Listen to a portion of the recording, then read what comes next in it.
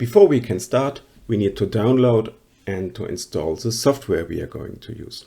That will be QGIS, which is the most widespread free and open source geographic information system available in the moment.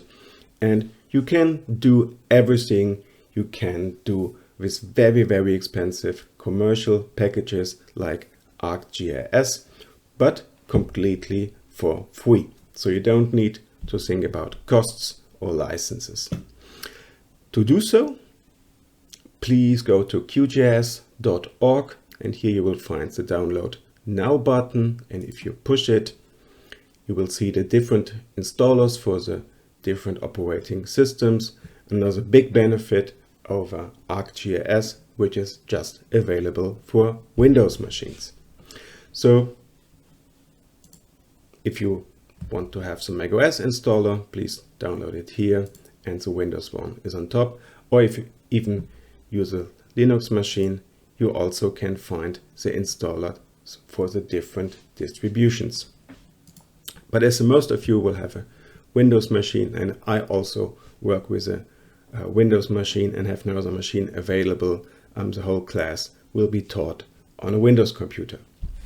So please download the latest version, which is always hidden behind the big green button. You also have the possibility to download older versions, which might be sometimes necessary if you need some specific functionalities which are not available anymore in newer versions.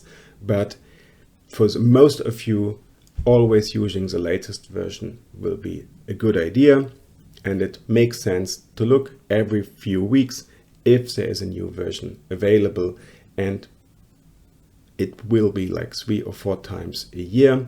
It doesn't make sense to update to every version, but I would at least have a look for it every year to have new fancy features available, and the software will of course be more secure.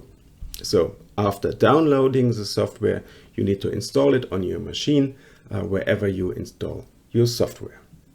In the next step, we're going to open it, and I will give you a short overview of the interface and how to switch on and switch off toolbars and panels. So after opening the software, it will look like this. Of course, you won't have a map. I just put it in here that you will get a better overview. This one is the main window of QGIS containing all the geographical data displayed somewhere on the world, and you can move them around just by pressing your left mouse button, and you can zoom in and zoom out by using your mouse wheel. Working with this data without a mouse is, in my opinion, nearly impossible, so if you don't have a mouse, get one. You also can zoom in and zoom out using fixed scales down here. But in the most cases, it's easier to use the mouse wheel. On the left, you see 2 so-called panels. You can switch them on and can switch them off, and you also can move them around and dock them somewhere else if you like to. But I think that one is the standard with those 2 panels here on the left side. On top you have the browser, and the browser works actually like a normal Windows browser, so you can go inside the folders, and if you find geodata, you can simply drag and drop them in your map canvas or directly here on the right position in your layers list. Here these layers, they work a little bit like layers do in Photoshop or in Illustrator or in another graphical software. So it might be that you don't see data because they're overlaid by another data set in your list. So for example, I will switch on a background map, and if I move it on top, of course, all the data which are hidden behind the background maps are not visible anymore. So I move it back, and of course you can switch the data on and off by ticking this box. When you don't see data which should be available, in the most cases it's because of the fact that they are simply hidden under another layer. So keep that a little bit in mind.